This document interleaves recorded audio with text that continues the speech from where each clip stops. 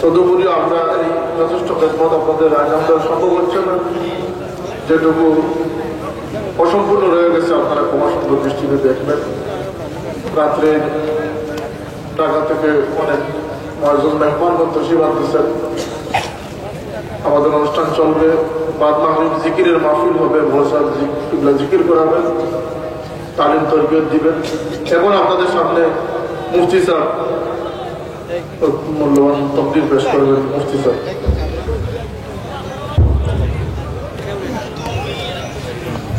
السلام عليكم نحمده ونصلي على رسوله الكريم أما بعد أعوذ بالله من الشيطان الرجيم بسم الله الرحمن الرحيم قد أفلح من تزكى وذكر اسم ربه فصلى بل تؤثرون الحياة الدنيا والآخرة خير وأبقى صدق الله العظيم إن الله وملائكته يصلون على النبي يا أيها الذين آمنوا صلوا عليه وسلموا تسليما صلى الله على سيدنا وعلى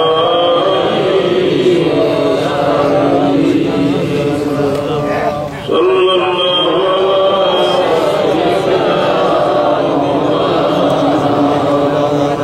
وعلى آله وصحبه محترم معزز صدر معزز حضرت کرام সামিন,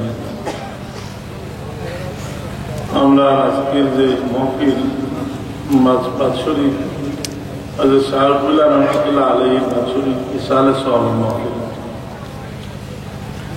এই বাৎসরিক ইসালে সওয়াব মহফিল যেটা,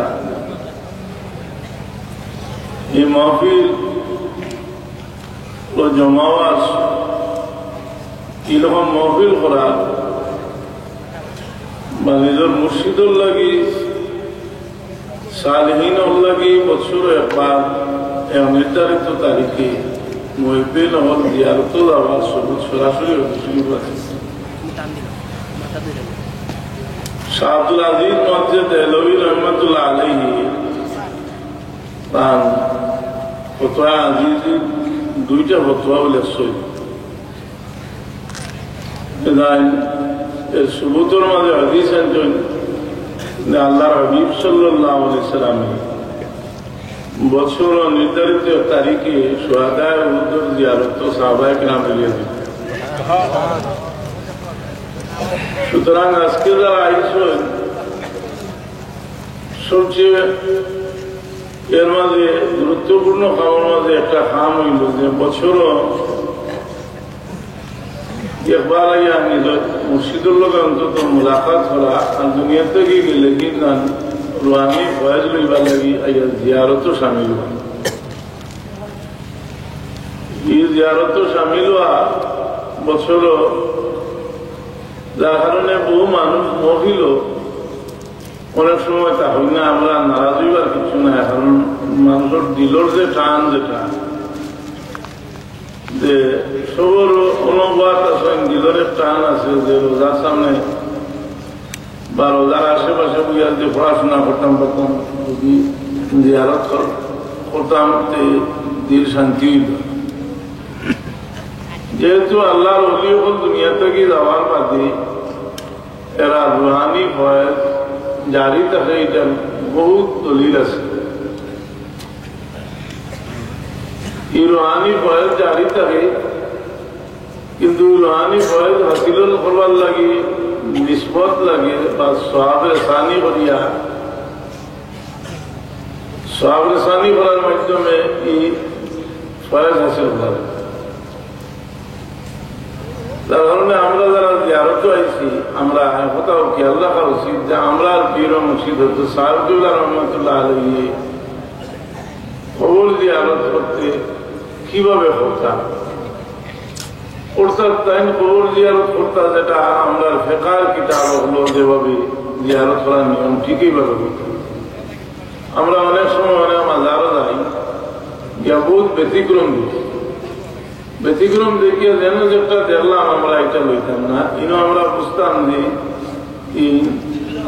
ও মুর্শিদ দান একদিকে মারিফত এবং শরীয়ত দুইটার তালিম দিছে, এবং তাই প্রায় 800 মুর্শিদ ও আবার উস্তাদও আছে। আল্লাহ এখানে 2 শরফ দান হচ্ছে। এই কারণে আমরা মাজার শরীফ জিয়ারত করতে সময় তো পরিষ্কার হাদিস শরীফ থেকে ইস্তেমবাদ করছে আমরা ফকি হলে যে জিন্দা থাকা অবস্থায় যে পরিমাণ তাজিম তকরিম দিল রাখিয়া সামনে খাড়া হয়েছেন, ও পরিমাণ তাজিম তকরিম দিল রাখিয়া হাড়, কারণ আদবুল আহিয়া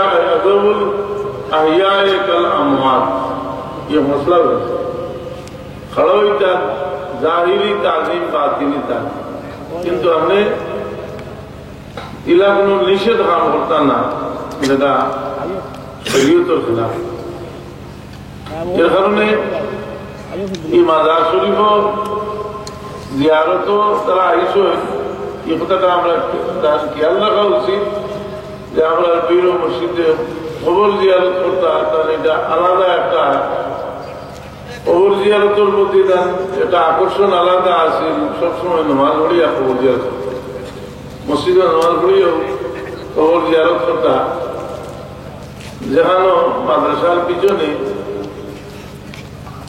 আমরা দাদা সাহেব এবং দাদি সাহেবের কবর আছে, অনেক সময় পিছনে পড়ছে একটা রাস্তা আছে, দুটিয়া জিয়ারত করলে ওখানে জিয়ারত করতে হবে। যাই হোক, এই জিয়ারত আমরা আদব মতো জিয়ারত করতাম। তবে এই জিয়ারতের মাধ্যমে বহুত ফয়েজ হাসিল করবার পথ খোলা আছে। ইবনুল হজ মালিকি তার মদখল কিতাব লেখছে যে সালিহীন বা নেককার হল উভয়তর হলেও এরা আপনার রুহানি ফয়েজ সমানভাবে জারি থাকে, সমানভাবে জারি থাকে।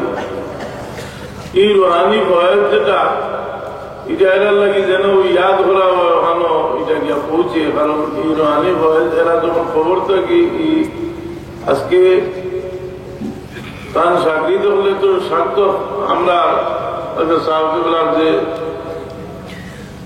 হিজুল কোরআন বোর্ডে তারা তো যে রিপোর্ট দিয়েছে 2000 প্রথম না হয়ে যায়, প্রথম বছর আরো আমরা জানি না কত আল্লাহর বান্দিও হল আসল এক একজনে এক এক প্রথম এটা হাজার হাজার প্রথম করছেন না। মেয়ে লোক হল যেভাবে কোন শয়তানে ওসওয়াসা দিয়ে বেশি, কিন্তু আবার আল্লাহর কামও লাগলে এরা বহুত এক মানছে যে আল্লাহ বিল্লাহ এরা বহুত আগ্রহী। আল্লাহর বান্দি হলেও যে এটা প্রথম পড় পড়িছে, অসংখ্য গঠিত প্রথম পড় হয়েছে। ইতার একটা ভয়েস যেহেতু হযরত সাহেবুল্লাহ রহমতুল্লাহ আলাইহি ইসারে সবর উদ্দেশ্যে পড় হয়েছে, ইতার একটা ভয়েস আজকে এই মহবিলও আমরা যারা শরীফ হয়েছি পাইছি।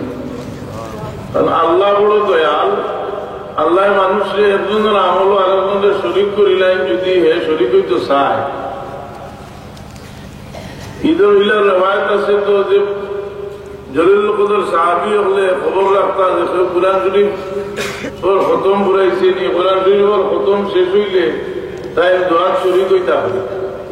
এই সাহাবী তো এখানে জানতা যে আরেকজনের খতম গিয়ে আমি শরীক হইয়া আমার ফায়দা কিন্তু হইব, তাই এখানে জানতা যে আরেকজনের খতম গিয়া যদি আমি দোয়াখানো শরীক হইতে এই ফয়েজের মাঝে আল্লাহ আমার শরীক করবা।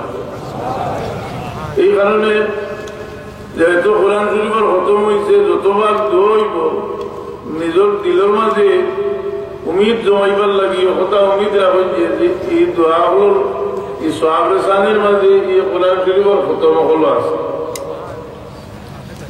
তো আমরা আজকে আমরা এখানে যে আইছি আবার আমরা বহুত বড় খাম হলেও আল্লাহ শুক্রিয়া করছি যেটা যে হচ্ছে সাহাবুল্লাহ রহমতুল্লাহ আলাইহির কবর জিয়ারত করার মাধ্যমে তার যে রুহানি দোয়া রুহানি ফয়েজ আমরা যেটা পাইছি এটা আমরা লাগি বহুত বড় আজকে বড় একটা খাম আছে।